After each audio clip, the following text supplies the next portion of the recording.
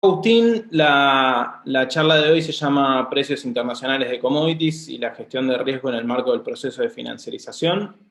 Esto que puede sonar como un nombre muy pomposo, la idea de fondo es los precios de los commodities a nivel internacional reflejan todos los cambios subyacentes que pasan en los commodities, ya sea de clima, ya sea de políticas económicas. Por ejemplo, ahora en Argentina en estos días hubo cambios sobre los derechos de exportación que marcaba Kevin ayer. Es decir, todo eso de alguna manera termina reflejado en los precios internacionales. Los precios internacionales son el gran reflejo de toda la información que está dando vueltas en el mercado, ya sea otra vez por clima, por política, por stocks, por decisiones de demanda, por el fenómeno de los países asiáticos a mediados del 2000. Lo que uno quiera trabajar, después el grado de impacto de eso, bueno, eso es materia de investigación, pero los precios funcionan como el gran arbitraje a nivel mundial de todos esos fenómenos que están dando vuelta. Por eso nos parecía interesante, y cuando Otto y Agustín nos planteaban la charla, nos parecía importante entender cuáles eran las dinámicas que se producían sobre el mercado financiero internacional de commodities, ya que ese es el lugar y el ámbito en donde se reflejan todos estos cambios. Es por eso que tenemos esta charla en el marco de un seminario sobre impacto de cambio climático, el impacto económico. ¿Por qué? Porque en definitiva todos los cambios que sucedan con el clima de alguna manera van a tener su correlato en el precio. Entonces, nos parece importante entender cuál es el marco en el que se vienen, en el que se desarrollan los commodities hoy en día y si tuvo cambios con el pasado o no.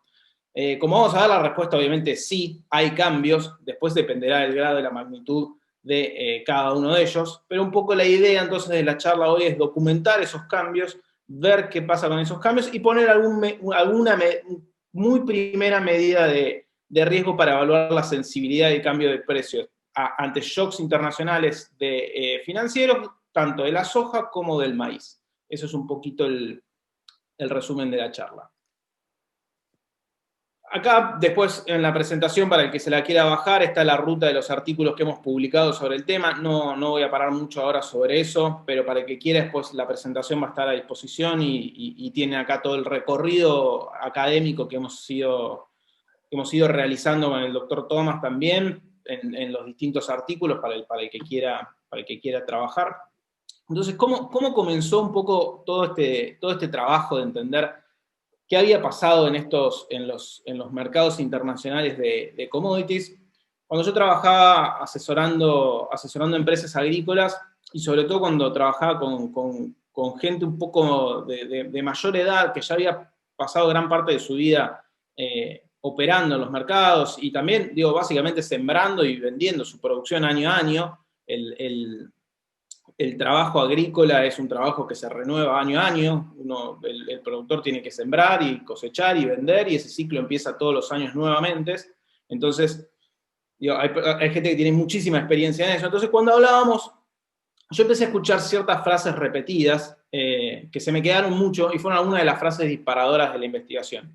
Algunas de ellas eran, por ejemplo, no entiendo qué sucede con el precio de los commodities. Esto, para ubicarse, era más o menos 2010, 2009, 2011. Más o menos en ese momento yo empecé a escuchar mucho estas frases. En el pasado era más sencillo estimar precios. Básicamente, si un productor cosecha su soja, cosecha su maíz, en algún momento tiene que decidir venderlo, es decir, tiene que formarse alguna expectativa de precio respecto a lo que espera con ese commodity en el futuro. Y el productor me decía, en el pasado para mí era más sencillo hacerlo. Yo miraba alguna serie de precios y entendía que era más o menos lo que iba a pasar. Ahora no lo puedo hacer. Los precios se comportan raro, también era otra frase que escuchaba, y la última, que obviamente dio pie a esto, es mucho escuchaba: las cosas ya cambiaron. Las cosas cambiaron y hoy es distinto en el mercado internacional de commodities. Entonces, esas es un poquito las frases disparadoras del día a día del trabajo que me llevaron un poco a trabajar este tema de investigación. Entonces, el problema, si uno lo tiene que documentar de alguna manera, es que los mercados de commodities y los mercados financieros se han ido integrando cada vez más a lo largo de los años. ¿Sí? En el pasado funcionaban como dos ámbitos bastante separados.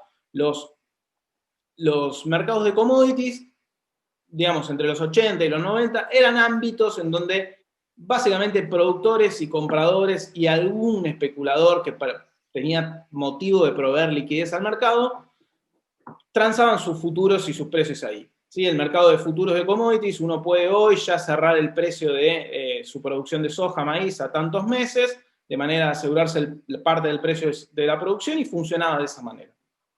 Pero lentamente se fueron integrando esos mercados.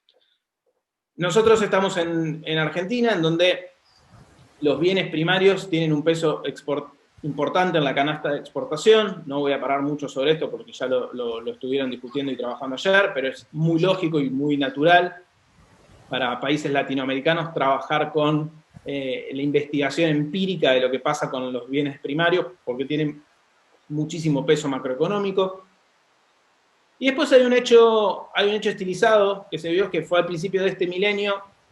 Los commodities pasaron a formar parte de carteras de inversión junto a acciones y bonos. Esto también es otro hecho distintivo fundamental, que los inversores de cartera, básicamente quienes decidían invertir en acciones y bonos, a partir de este nuevo milenio empezaron a invertir también en commodities.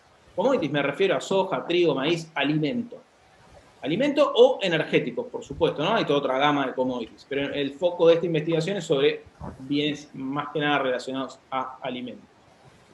Entonces, cuando uno conjuga estos tres factores, da lugar al siguiente problema. La aparición de inversores de cartera con una lógica completamente distinta de inversión respecto a consumidores y productores de bienes primarios, presenta a los commodities con un escenario de alta complejidad y profundidad nunca antes vista. Entonces, básicamente encontramos que viene un nuevo grupo de inversores al mercado de commodities con una lógica distinta. El productor venía a vender su soja, venía a vender su maíz para fijar un precio, el comprador, por ejemplo, en el caso del ovino en España, el comprador de pienso, que de alguna manera está relacionado con el maíz, podría comprar maíz a futuro para asegurarse el precio, es decir, que no le suban sus costes de producción, y ese era el objetivo principal del mercado de commodities antes. Ahora hay todo un nuevo grupo que básicamente lo que quiere es obtener una ganancia de corto plazo, mediano plazo, donde compro un precio y trato de vender más caro. Lo cual no quiere decir que esté ni bien ni mal per se, sino que es una lógica distinta y eso puede traer cambios aparejados sobre el mercado. Entonces, parte de ese es el análisis que intentamos realizar. Después pusimos entonces la palabra financiarización en el título, y me parece importante trabajar brevemente sobre qué significa la misma. Es una palabra que fue apareciendo en la literatura allá a fines de los 80, principios de los 90, muy levemente, y a principios del 2000 empieza a crecer en la literatura de la mano de este fenómeno de integración de los mercados financieros respecto a los mercados reales. Básicamente uno lo puede definir, por ejemplo, Epstein 2004 lo define como el creciente rol de los motivos y mercados financieros operados en la economía doméstica e internacional. O Kripke también lo habla como el patrón de las ganancias que se acumulan principalmente a través de canales financieros que en vez de producción física. De alguna manera, toda la idea de financiarización radica en hay cada vez una dominancia mayor respecto de los canales financieros respecto a los canales reales a la hora de determinar las ganancias de las compañías, de las empresas, de los fenómenos financieros que impactan mucho más que los canales reales. Entonces, esto nos da un buen pie inicial para empezar a pensar en una de esas posibles respuestas a qué había cambiado. A esas ideas que encontrábamos al principio de, bueno, hay algo distinto sucediendo en el mercado de commodities y la financiarización podía ser una de la literatura que nos ayudara a contestar eso. Una de las cosas interesantes a pensar en términos de financiarización es que no necesariamente es un evento dicotómico, no necesariamente implica que los mercados están financiarizados o no, sino que uno lo puede pensar en etapas. Es decir, puede pensar en distintos canales por los que uno puede medir financiarización o no. Es decir, bueno, ¿en qué nivel están desregulados los mercados o no? ¿En qué nivel hay alguna regulación para evitar que inversores financieros vengan o no? ¿Cuál es la facilidad de entrada de esos mercados? ¿Cuál es la complejidad de los activos financieros transados en ese mercado?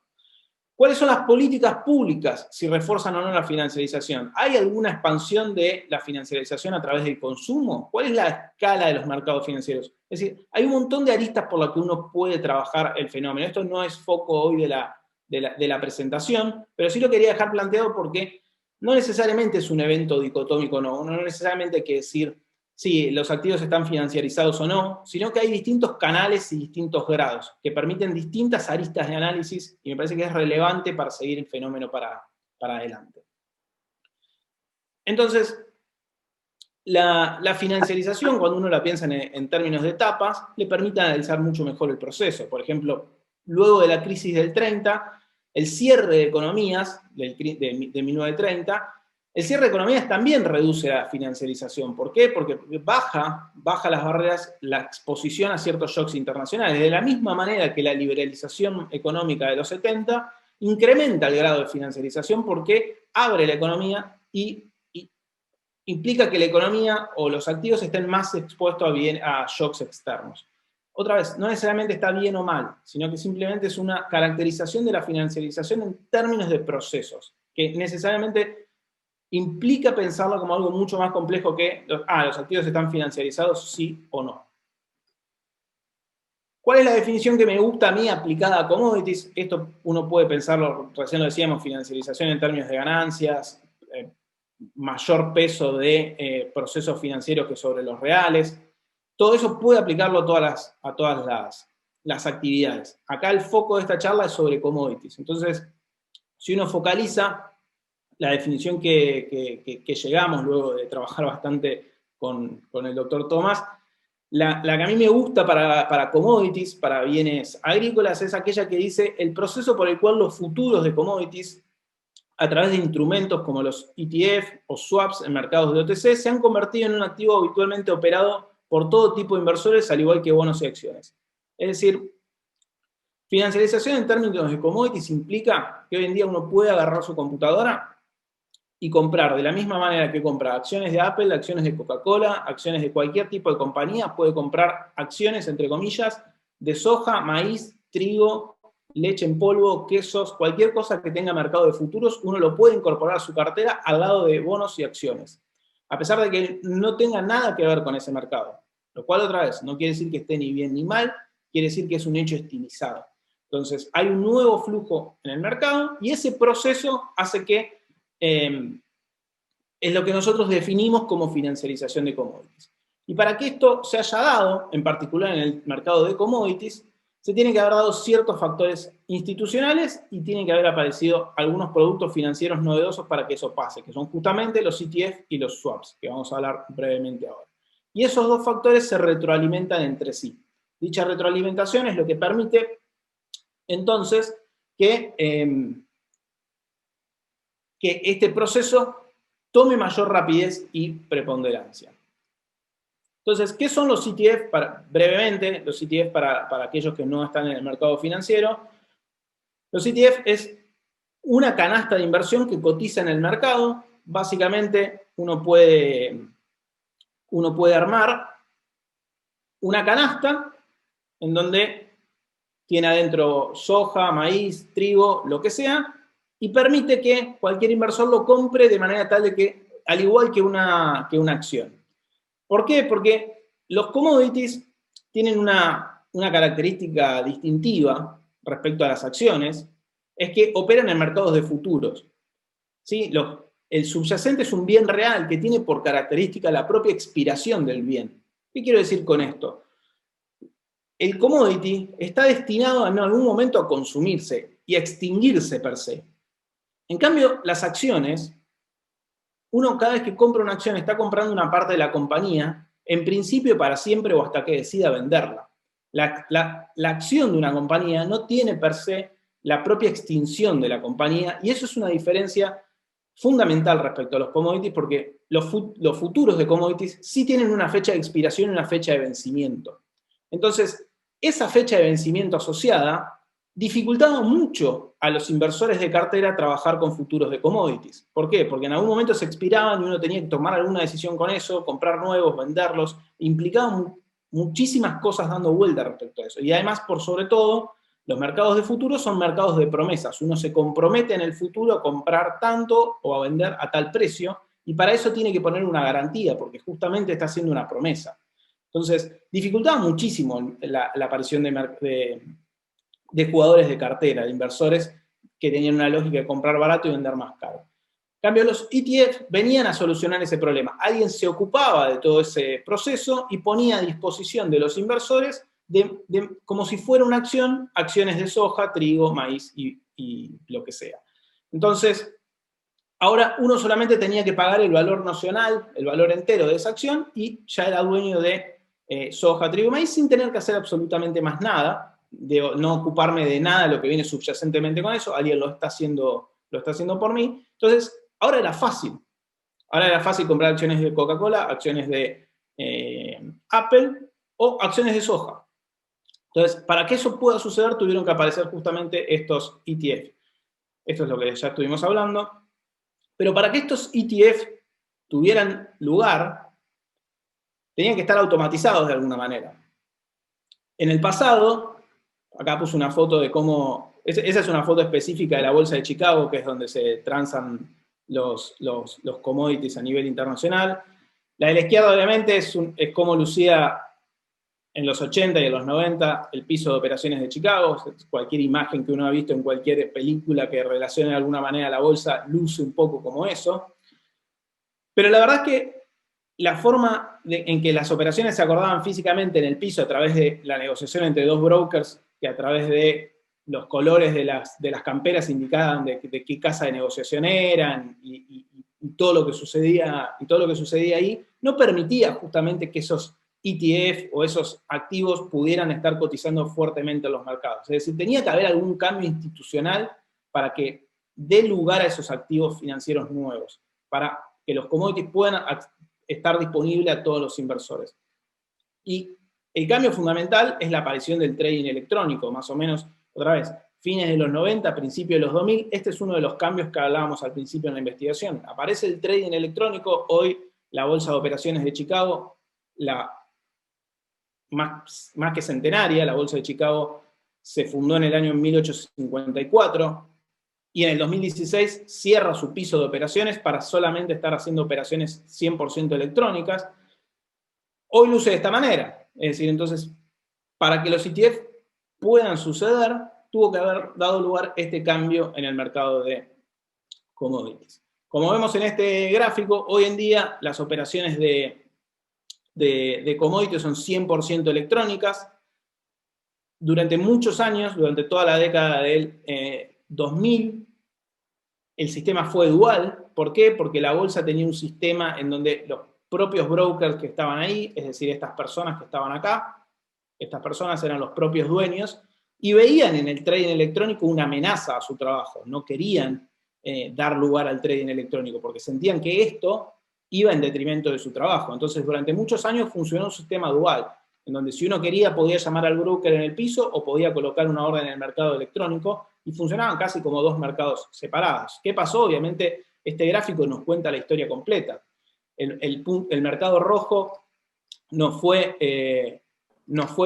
creciendo muchísimo más, decreciendo justamente la participación física. ¿Por qué? Porque era mucho más fácil poner una orden a través de la computadora que levantar un teléfono, llamar al broker en el piso, esperar que ese broker consiga la contraparte y demás. Entonces, el mercado electrónico fue empujando al mercado físico de manera tal que se eliminó completamente el factor humano, y en 2016 se produce el cierre del piso físico de la Bolsa de Chicago, lo cual fue un evento, otra vez, histórico, porque es una bolsa en donde se fijan los precios internacionales, la mayoría de los commodities, y hoy tiene operaciones 100% electrónicas. Otra vez, para que esto suceda también, otro de los factores institucionales que tienen que haber pasado fue un cambio justamente en la gobernanza corporativa de las bolsas para dar lugar a este cambio. Por ejemplo, como los miembros que decíamos eran los dueños y había formas gubernamentales societarias que no permitían lugar a estos cambios tecnológicos, muchas de estas bolsas pasaron al mismo tiempo, y fíjense otra vez las fechas, entre 2000 y 2005, que es donde se empiezan a dar todos estos cambios en el mercado de commodities, y cambian la organización societaria. Pasan de organizaciones mutuales, en donde todas las personas eran dueñas de ese recinto, y pasan a sociedades anónimas que además cotizan en bolsa. Es decir, ahora pasa a haber un gobierno corporativo que tiene por objetivo que la bolsa maximice sus operaciones, su cantidad de operaciones. No importa quién venga a la bolsa, sino que maximice la cantidad de operaciones que se hagan para incrementar los ingresos a través de comisiones por operaciones. Entonces, lo que vemos acá, con toda esta documentación muy rápida que hicimos, otra vez están los trabajos y está mi tesis doctoral en el capítulo 4 para el que le quiera seguir indagando en todo este proceso, lo que vemos es que hay un cambio en el objetivo de la bolsa. Ahora el enfoque ya no es solo que productores y consumidores puedan fijar sus precios, sino generar el mayor volumen de negociación posible. Y para eso también tengo que atraer nuevos participantes, porque ya con los que estaban solamente no me alcanza, tengo que atraer nuevos participantes. Entonces ese nuevo enfoque gana lugar, las bolsas se convierten en sociedades anónimas y tienen por objetivo maximizar la operación. Entonces, entre los productos financieros novedosos, otra vez, subyacentemente no nos olvidemos nunca que estamos hablando de cómo se forman los precios de los commodities que venimos hablando. Cómo se forman los precios de la soja, el trigo, el maíz, la carne. Cómo se forman esos precios a nivel internacional. Y todos estos cambios societarios, de activos financieros, impactan directamente sobre el precio.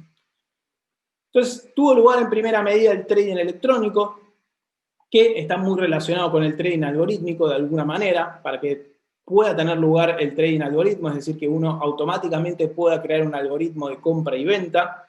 Tenía que haber previamente un ambiente de negociación electrónico, si no ese algoritmo no puede funcionar.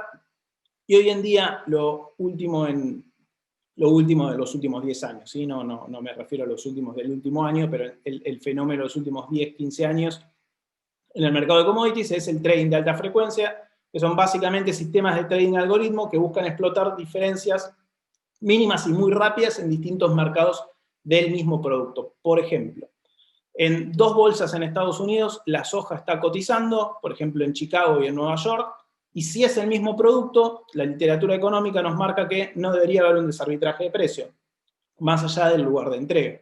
Entonces, estos trading de alta frecuencia lo que hacen es, si soy lo suficientemente rápido y se produce algún desarbitraje en alguno de esos mercados, es decir, que en alguno esté más barato que en el otro, compro en el barato y vendo en el caro. Pero solo para poder hacer ese arbitraje, tengo que ser muy, muy, muy rápido. Entonces, empiezan a aparecer estos, justamente se llaman trades de alta frecuencia para ganar velocidad y ganar esas operaciones. Y por ejemplo, esta es una historia que me gusta mucho contar, me lleva un minuto. El trading de alta frecuencia se expresa en su máxima expresión en lo siguiente. Justamente tenemos dos bolsas en Estados Unidos, una es la de Chicago y otra es la de Nueva York. Uno de estos trading de alta frecuencia decidió que la forma más rápida de colocar esas órdenes y ganarles a todos sus competidores no era ya simplemente por aire o utilizando los cables tradicionales de Internet, sino colocar un propio cable de operación que una la computadora de ellos en Nueva York con la computadora de Chicago. La distancia entre Chicago y Nueva York es más o menos 1.100 kilómetros, para que se den una idea. 1.150 kilómetros. Ese es el ambiente de negociación en el que estamos hoy en día. Es decir, tenemos firmas que tratan de explotar a la más mínima, hasta la más mínima forma las diferencias de precios, y eso afecta directamente a la formación de precios de commodities. Para que se den una idea, hoy el 95% de las órdenes que se colocan en el mercado, es decir, yo quiero comprar soja, yo quiero vender, que no necesariamente implica una operación, el 95% se cancela. ¿Por qué? Porque son operaciones provenientes de estos algoritmos que quieren explotar diferencias. Cuando no consiguen una orden del otro lado que les garantice ese arbitraje, cancelan la otra orden. El 95%, esto es muchísimo. Y esto ayuda a explicar esas frases disparadoras al principio de veo más volatilidad, no entiendo qué pasa con el precio, me ponen órdenes, me las sacan. Todos estos hechos subyacentes impactan directamente sobre esas frases disparadoras originales. Luego, al mismo tiempo, aparecen un montón de lo que se llama operaciones de OTC, operaciones en mercados de contraparte. Todo lo que hablábamos recién era en bolsa. En bolsa es un ambiente de negociación estandarizado en donde el recinto de operaciones, la bolsa de Chicago, garantiza que todas las operaciones que hay ahí se cumplan y demás, entonces, pero pone muchas reglas. Al mismo tiempo, uno puede hacer operaciones de contraparte, en donde transa directamente con otra persona el precio de un commodity, la cantidad, todo lo que quiera decir. Entonces, empieza a subir mucho la cantidad de operaciones de contraparte. Entonces se complejiza la bolsa y se complejiza también, se incrementa la cantidad de operaciones de contraparte, sobre lo cual no hay regulación. Solamente apareció una regulación más fuerte post-crisis del 2008. Esos son todos los hechos que van sucediendo en el mercado de commodities. En una primera medida, parte del trabajo fue justamente detectar si había algún incremento, por ejemplo, de especulación en los mercados de commodities. Es decir, si había alguna primera idea inicial respecto a 1990-2003, 2004-2016, esta fue la fecha del trabajo. ¿Por qué 2004? Es más o menos donde se da el mayor ingreso de fondos al mercado de commodities, de fondos de inversores, de disponibilidad de activos, la fecha que la literatura documenta como quiebre estructural respecto a los mercados de commodities.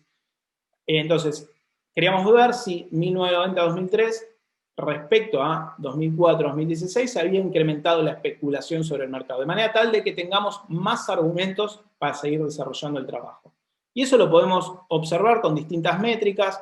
Estos tres son distintos índices de medición de especulación sobre los mercados, y uno puede ver claramente que con todas las métricas se observa un incremento de especulación tanto en soja como en maíz. Por ejemplo, la soja, el promedio para el 1990-2003 es el 20%, y la media para 2004-2016 es alrededor del 32%.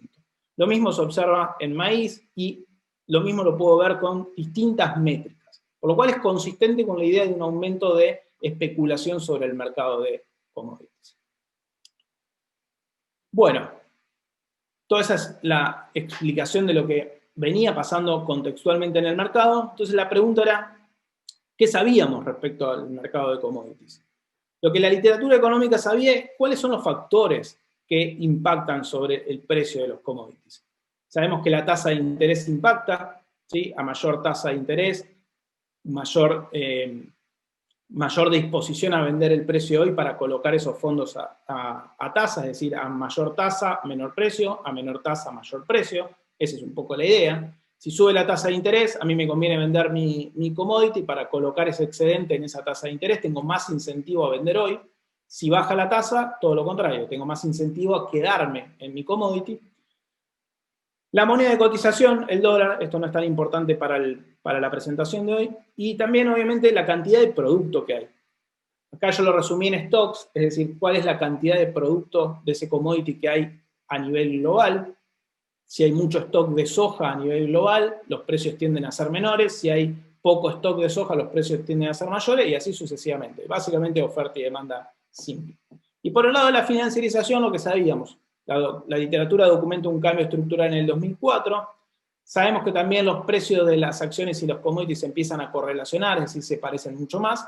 Y hay todos estos productos financieros complejos que aparecíamos. Entonces ameritaba estudiar los cambios de shocks, los cambios en los precios en un periodo respecto al otro, dado que hay cambios significativos en el mercado de commodities. Entonces la idea fue básicamente modelar los precios de soja y maíz para el periodo 1990-2016 para identificar y cuantificar los cambios si es que los hubiera. Y determinar justamente el impacto que tiene sobre las exportaciones argentinas en un contexto de financiarización. Entonces la hipótesis general de nuestro trabajo es que en el marco de financiarización, si se incrementó la sensibilidad del precio internacional de la soja y el maíz ante cambio de la tasa de interés, entonces Argentina tiene un mayor riesgo macroeconómico. ¿Qué quiere decir esto? Bueno, la tasa de interés es el gran árbitro por el cual toman decisiones los inversores de cartera. Entonces, si efectivamente los productos de soja, maíz, que es sobre el que hicimos el trabajo, están financiarizados, uno debería encontrar una mayor sensibilidad respecto a shocks de tasa de interés. Como decíamos, si sube la tasa, bajan los precios. Entonces, shocks de tasa ahora, en el nuevo proceso de financiarización, deberían impactar más que en el pasado. Esa es nuestra hipótesis de trabajo. Entonces, arranquemos viendo una serie de precios tanto de soja como de maíz desde el año 1968-1960 hasta el 2004. Obviamente está cortado ahí a propósito. claramente estos gráficos muestran algo que en econometría inicial nos contarían como un claro proceso de reversión a la media, ¿no? Son dos gráficos que hasta 2004 esos precios siguen un proceso donde si yo saco una media, sé dónde vender y sé dónde comprar. Esto era muy consistente con las frases disparadoras que me decían al principio. Es decir, el productor sabía muy claro, bueno, si yo saco el promedio de la soja acá, y si el precio está por arriba vendo, y si está por abajo espero. Era muy fácil. Todos estos picos están asociados con justamente eventos climáticos extremos, como la sequía principalmente en Estados Unidos, o sequía en Argentina y Brasil, que son los otros principales productores de soja, pero principalmente estos picos coinciden con eventos de sequía en Estados Unidos. Lo mismo pasa con el maíz. Ahora, cuando pongo la foto completa y le agrego el periodo 2004 en adelante, fíjense, otra vez es consistente con esta idea de las cosas cambiaron. Hasta 2004 teníamos un claro proceso de reversión a la media. Sí, era fácil. Si estaba por arriba, vendo, si estaba por abajo, espero. De 2004 en adelante, cambia. Ahora el proceso tiene tendencia, ahora el proceso tiene mucha más volatilidad que en el pasado, los precios, los saltos son mucho más grandes. Entonces, esto era otra vez consistente con la idea de esas frases disparadoras iniciales. Las cosas cambiaron, hay incrementos de volatilidad, hay tendencia, hay saltos muy grandes. En el caso del maíz es mucho más extremo también en el shock de la crisis. Entonces, es muy interesante ver este contraste de lo que pasaba previo al 2004, post-2004 con los precios de los commodities. Y otra vez, es ahí donde se expresan todos los cambios que se suceden a nivel internacional en términos de commodities. Entonces, podemos decir inicialmente que los precios de los commodities post-2004 son de alguna manera oferta y demanda, pero ajustada también por el flujo de fondos financieros que sucedan en ese mercado. Entonces, los precios también necesitan dar cuenta de lo que pasa con esos flujos de dinero o con los fondos.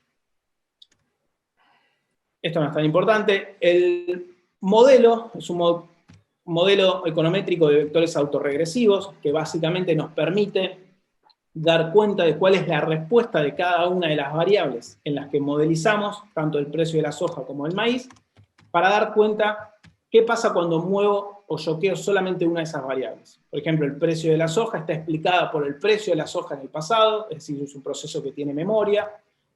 ¿Cuál es la relación de stock-consumo? Es decir, cuánta soja hay en relación al consumo. Básicamente esa medida me permite dar cuenta tanto de producción como de demanda. Es decir, el ratio que hay entre la producción de soja, el stock, cuánto hay guardado y cuánto se demanda.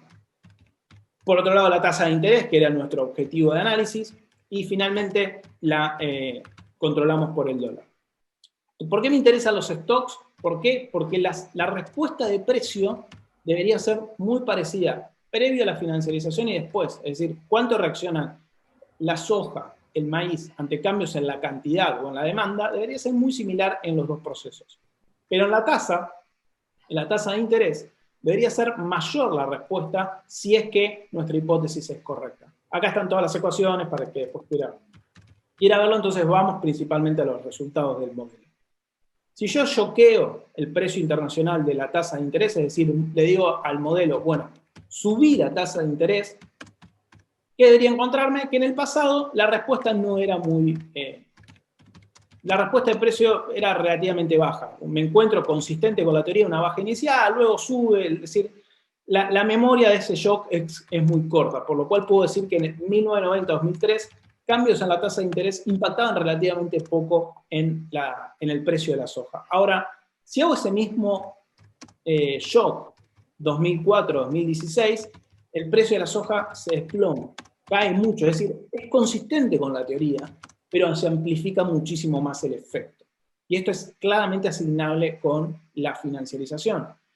Ahora, hago el mismo shock respecto a los stocks para decir, bueno, o cambió todos los factores de la soja o solamente cambiaron los factores financieros. Bueno, cuando shockeo por stocks me encuentro que la caída esperada es negativa en ambos periodos y de similar magnitud. Por lo cual, en donde sí me encuentro un factor distintivo es respecto a shocks financieros, que no pasaban en el pasado. Lo mismo me encuentro para el caso del maíz, otra vez acá no voy a parar mucho tiempo, pero es consistente con lo del maíz, lo mismo que pasa en la soja pasa en el caso del maíz. Entonces acá lo pongo en una tabla con números para dar un poquito más cuenta del efecto. Un shock de tasa de interés, es decir, subir la tasa de interés en la soja en el primer periodo, 1990-2003, solamente representaba una caída del 0,07% del precio.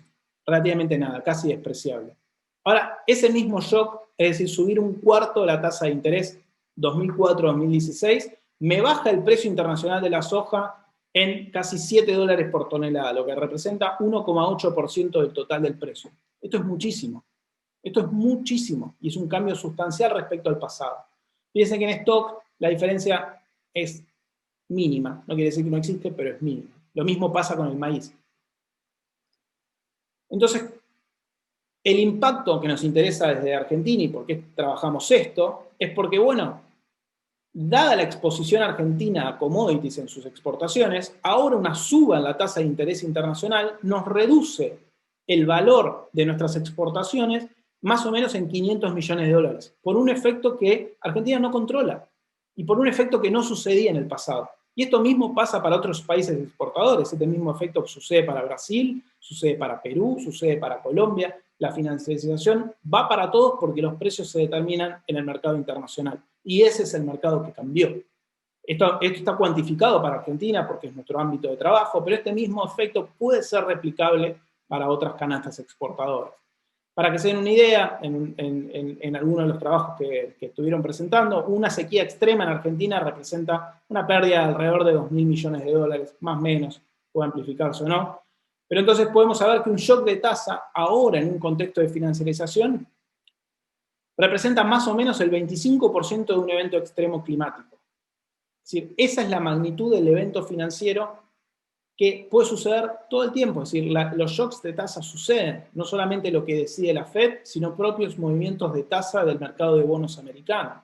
Entonces hay un montón de procesos financieros sucediendo en este momento que se explican por estos cambios financieros que no sucedían en el pasado y que tienen impacto macroeconómico sobre los países, tanto exportadores como los países importadores de commodities. Por ejemplo, pienso el caso del ovino en España.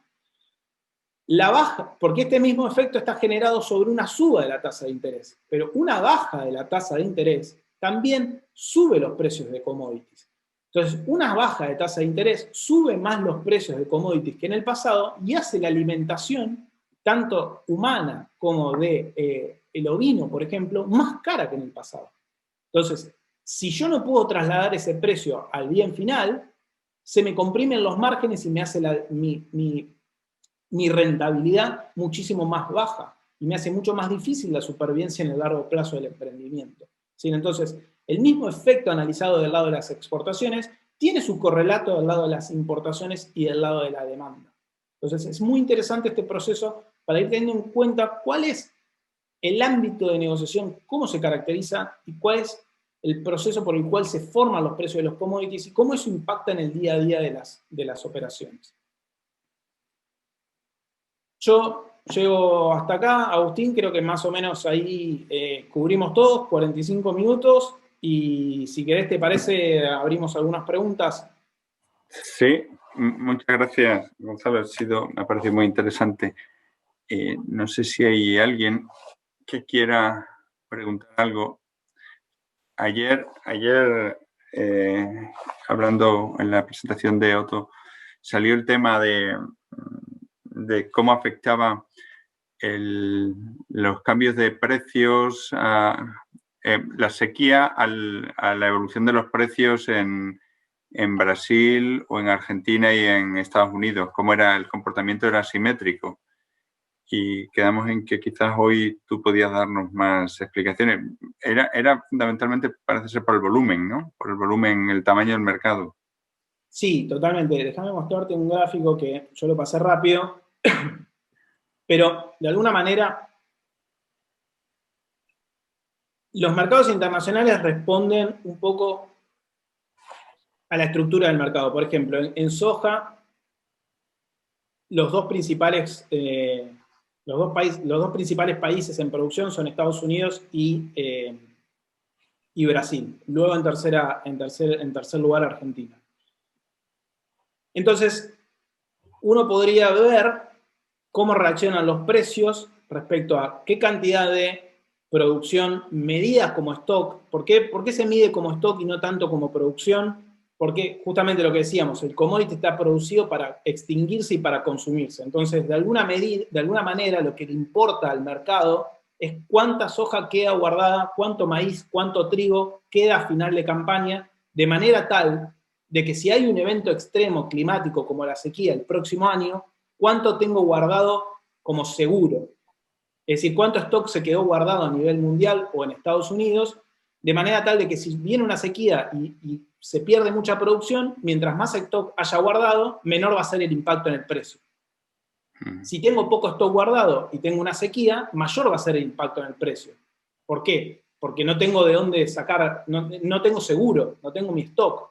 Entonces, la métrica que se usa en el mercado de commodities para medir justamente en qué situación de comodidad o no estamos, es la cantidad de stock. Pero no solo la cantidad de stock, sino cuánto stock hay en relación al consumo, es decir, cuánto representa de la demanda. Entonces, este valor es el que está representado en la izquierda. Entonces, ¿qué es lo que esperaríamos? Que a medida que tengo más stock en relación al consumo, el precio sea más bajo. Eso es lo que vemos acá. Entonces, a medida que tengo menos stock consumo, es decir, me quedo menos seguro para el año que viene, los precios son más altos. Esta relación es muy clara y es la que uno espera respecto a qué cantidad guardó Estados Unidos como principal productor mundial, tanto de soja como maíz, también como de trigo. Entonces, esta relación sigue esta forma. Acá podemos empezar a trabajar, que es un poquito lo que decían ustedes. Bueno, no es lo mismo un cambio porcentual del 22 al 17% acá, es decir, no me mueve mucho el amperímetro de precio. Esto que tengo acá son dólares por toneladas de soja. Es decir, si los stocks cambian de 22 a 17, el precio de la soja sube un poco. Ahora, si el stock está de 7 a 2, el impacto es muchísimo más grande, por supuesto. ¿Por qué? Porque la situación es muchísimo más ajustada.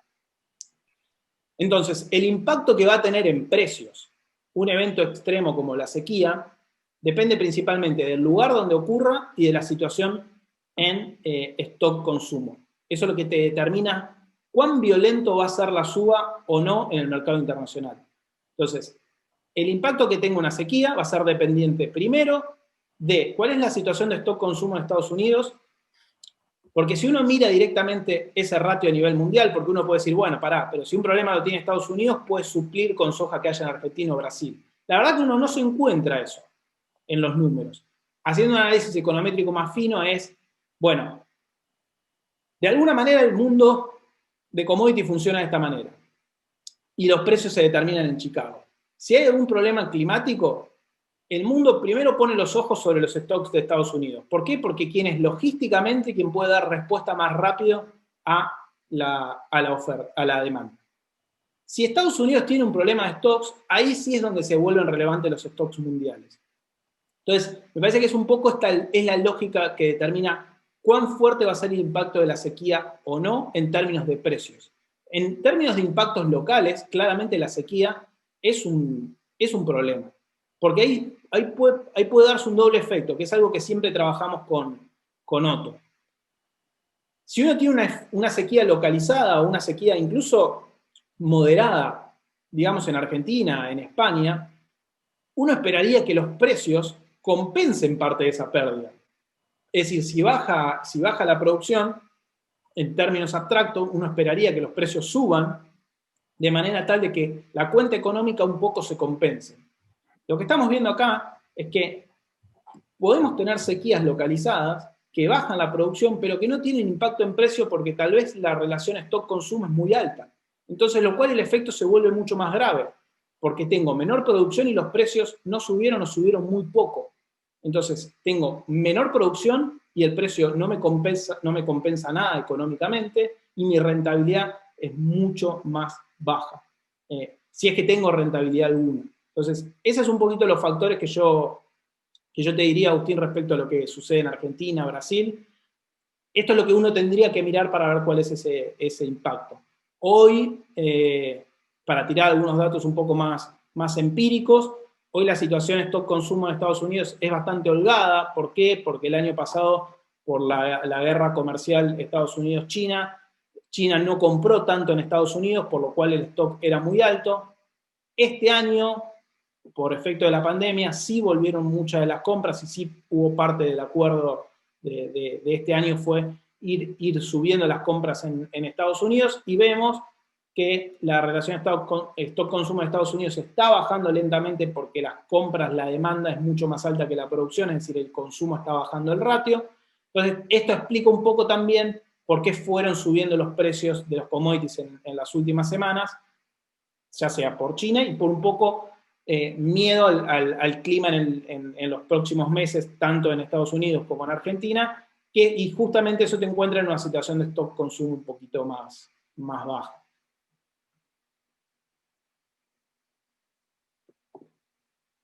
No sé, Agustín, si más o menos con eso contestaba un poco lo... Muchas gracias. No sé si alguien más quiere consultar algo, decir algo. Yo tengo un pequeño comentario y después una pregunta. El comentario es más de síntesis respecto a esto, que de hecho es algo que con Gonzalo lo vienes trabajando hace mucho tiempo y yo soy como conocedor de ese trabajo hace bastante tiempo, pero él hizo la presentación del riesgo a nivel mundial y después, bueno, la implicancia grande que tiene para Argentina, ¿sí? O para países exportadores. Y después, bueno, desde allá venimos mencionando el tema del ovino, pero eso es algo que en particular, por más al margen de conocerlo, ¿sí? No deja de sorprenderme cómo este efecto, en definitiva, también puede tener un impacto a nivel, pero muy micro, es decir, de un ganadero marginal, perdido casi en el límite con la dehesa. ¿Qué tiene que ver en todo este proceso? En esta cuestión del trading de alta frecuencia y en la financiarización. Bueno, justamente la presentación que sigue, Ismael lo va a detallar con mayor profundidad, pero la verdad que hasta fue no una sorpresa, pero yo no sabía, digamos, cuando empezamos a trabajar con el alimento balanceado y cuando empezamos a hacer justamente el tema de evaluación económica, siempre tenemos que evaluar qué pasa con el precio, ¿sí? Por eso la lógica de tener esta presentación acá es que no podemos olvidarnos del precio, porque si vamos a hacer impacto económico, hacemos todo el impacto en cantidad, el efecto climático, el efecto agronómico, pero después hay que elegir un precio. De hecho, siempre el trabajo nuestro empieza con la parte de cantidades y después es llamarle a Gonzalo y preguntarle, Gonzalo, ¿qué precio le ponemos a la evaluación para el año que viene? ¿Sí? Y ahí, bueno, Gonzalo más o menos saca un poco la magia, si queremos, de todo este análisis y nos da un precio de referencia. Y en el caso del ovino en Extremadura, nos pasó algo que todavía al no conocer el tema, no sabíamos de qué se trataba el precio del pienso. De hecho, yo pensaba que el precio del pienso, el alimento balanceado, se determinaba en forma interna. Y no, macana. Vamos a ver que más de la mitad, ¿sí?, de los componentes totales son soja y maíz, y tiene una correlación altísima con el mercado internacional, es decir, con todo esto. Eso por un lado, para que vean la terrible interacción macro, micro o super macro y super micro que tiene este problema. Y después como pregunta, que lo hemos discutido muchas veces, pero me viene bien incluso refrescarlo, es, primero, si los fundamentals cambiaron, ¿sí?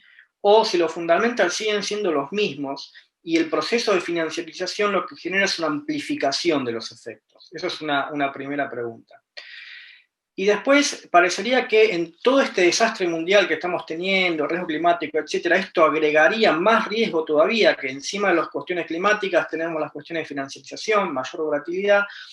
La pregunta es si se puede sacar algo bueno de todo esto, si esto se puede utilizar, estos nuevos instrumentos o esta nueva forma de trading se puede utilizar en forma inversa, como decir, bueno, esto suma, ¿sí?, en cierto aspecto, o se puede canalizar para sacar beneficios y no generar esta incertidumbre cada vez más grande para los productores. Gracias, Soto. Para responder la primera pregunta, uno encuentra que los fundamentos son los mismos. La verdad que, ¿a qué responden los precios de los commodities? en general es más o menos siempre lo mismo. Hablando a nivel internacional, ¿no? ¿A qué responden? Responden a cuánto se produjo en relación a cuánto se demanda, a la moneda de cotización, ya sea el dólar en Chicago, ya sea, Dios, incluso si uno lo piensa dentro de Argentina, en pesos al tipo de cambio oficial, que es toda otra discusión, en euros si uno habla del mercado del MATIF en Europa, tasa de interés, clima, pero clima también lo puedo responder por cuánta producción hay, es decir, cuánta producción en relación a la demanda me resume un montón de factores. Y políticas, de alguna manera, políticas económicas. Digo, lo vemos en el caso de acá Argentina, ahora con la baja de los derechos de exportación. Ayer la soja, antes de ayer, subió parte de esos puntos porcentuales de derechos de exportación que se bajaron, subieron. Es decir, básicamente los fundamentos son más o menos lo mismo. No hay mucho que uno pueda innovar por ahí. Pero sí, definitivamente, como vimos acá, la financiarización lo que hace es exacerbar esos efectos. Más allá de la financiarización, yo creo que también pasa un poco más a cómo se están comportando hoy los mercados financieros más en general, y que no necesariamente tiene que ver tan directo con la financiarización, sino que tiene que ver un poco más con la cantidad de participantes y la velocidad en la que se disemina información relativa a los mercados financieros y que hace que los participantes compran y vendan sin analizar demasiado lo que está pasando. Entonces, para responderte, los factores son los mismos, son lo que la teoría documenta de 1930, en los textos de Hotelling 1930, son lo mismo, más o menos, alguna cosa así, pero los efectos sí son mucho, mucho mayores. Entonces, eso es lo que habla también sobre estos impactos y subas y bajas de volatilidad. Yo creo que pasa un poco por ahí, y ahí es donde uno tiene que prestar atención. Como vos bien decís, y ya yendo a la segunda pregunta, cuando uno habla de estos procesos siempre dice lo mismo, es decir, bueno, vos estás en un mercado financiarizado, quieras o no, como vos bien dijiste, o sea, tenés que comprar pienso, y a pesar de que no tengas nada que ver con este mercado, bueno, más del 50%, Ismael seguramente nos contará un poco más en detalle, pero más del 50% del pienso tiene que ver con activos que se transan en los mercados internacionales. Entonces, de alguna manera, la financiarización te llega, así estés en Extremadura, así estés en el medio de la provincia de Buenos Aires, o así seas un productor del Mato Grosso de Brasil, te llega. ¿Hay mucho para hacer? La verdad que cuesta encontrar. Lo que sí siempre pongo de manera positiva es lo siguiente. Hoy es extremadamente fácil operar estos mercados también. Entonces, mi consejo es, cada vez que sigo, incluso a los productores que sigo asesorando, es poner miradas un poco más de largo plazo. Entonces, armar planes de rentabilidad, armar planes de acá a 2 o 3 años y olvidarse un poco de la volatilidad de corto plazo. Porque muchos de los factores que mostramos hoy impactan sobre la volatilidad de corto plazo.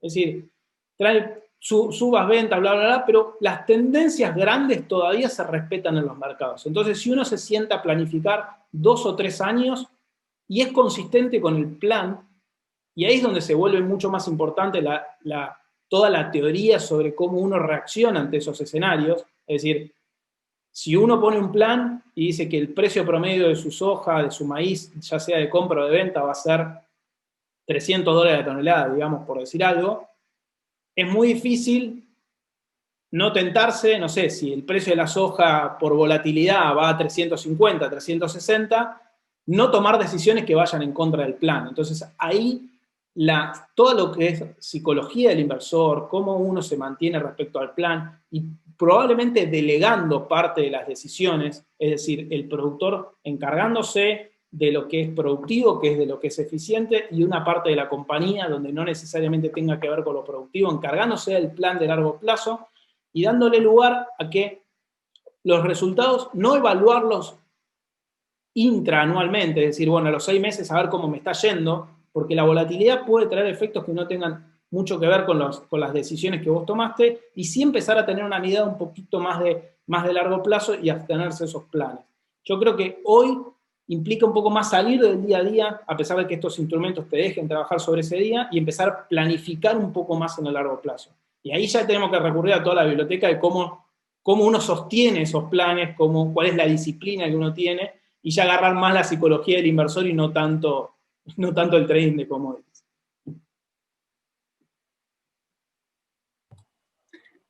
Sí, a ver, bueno, pues estamos en el límite del tiempo. Yo no sé, Gonzalo, ¿vas a estar después en la siguiente ponencia? Sí, voy a estar, Sí. tengo que salir 20 minutos en un ratito que tengo Vale, una reunión, pero vuelvo. Es que me gustaría, es un tema que a lo mejor después se puede aclarar, y me gustaría saber si este proceso de financiarización puede haber condicionado pues, la posibilidad de gestionar el riesgo, lo que decía Otto, de un pequeño productor, porque claro, el riesgo que se genera con un productor de soja, que son grandes productores, o el riesgo que puede suponer para Argentina, no es lo mismo que puede suponer para un pequeño productor aquí en La Serena. A pesar de que vimos ayer que la cooperativa era grande, pero claro, tiene que ver con lo que ha hecho Ismael, pero uno habla incluso con las instituciones financieras y parece como que les da miedo meterse en este terreno, ¿no? No sé, quizás después de que hable Ismael podríamos plantear este tema. A ver. Estoy de acuerdo, Agustín, y para mí, después lo podemos ampliar, pero tiene que ver con esto. Fíjate, el precio previo al 2004 era un proceso de reversión a la media, era fácil. El productor, el consumidor, no necesitaba mucho. ¿Qué tenía que bajarse? Incluso del día a día de su operación, tal vez ni siquiera nunca se había bajado una serie de precios, pero sabía cuál era ese promedio de venta. Entonces sabía que si estaba arriba del promedio, vendía, si estaba abajo, compraba. No necesitaba mucha gestión. La gestión de riesgo era casi inconsciente, por decirlo de alguna manera. Ya sabía. Un poquito dependerá de cuánto riesgo quiera asumir o no, pero sabía dónde estaban sus precios. Post 2004, ese marco de referencia se pierde. Y se pierde tanto para el productor más chico como para el productor más grande. Para todos se pierde. Ahora el problema, y como vos bien marcás, es que el productor chico e incluso una cooperativa grande, haciendo una mala gestión de riesgo de precio, hoy el riesgo de errarle o a una mala gestión de precio es mucho más grande que en el pasado. Porque bueno, de última, en el pasado, si vos podías esperar y mantener la posición, es decir, bueno, le erré, no hice gestión de riesgo, el proceso vuelve a la media en algún momento. Si uno tiene la suficiente capacidad financiera, si tiene acceso al crédito, puede llevar eso hasta ese lugar.